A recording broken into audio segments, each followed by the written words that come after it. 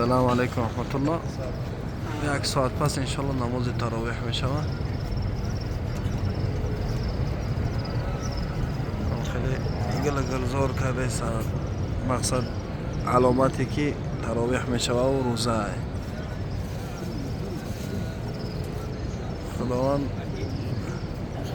الله متعال همه شخصانی که امید دارن به امر خیر و حج عمره طلب فرزند دارن، بیکارن طلب کار رزق حلال الله متعال برآورده آرزوهاشون گردانه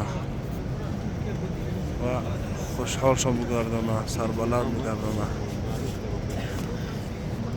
همه مردم تیاری به تراویح هستند. همه مردم از اینجا منتظرن. السلام عليكم،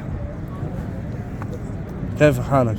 الحمد لله أنا بخير. بخير. من أين أنت؟ أنا من ماليزيا. هنا برادر ماليزيا. أنت تنتظر صلاة التراويح؟ إن شاء الله. أنت تنتظر هنا صلاة التراويح؟ هي نعم. هنا برادر ماليزيا نماز التراويح أجداد دوران. هما يمجا وجعلناكم شعوبا وقبائل تعارفوا. هما قسم مردم هسته.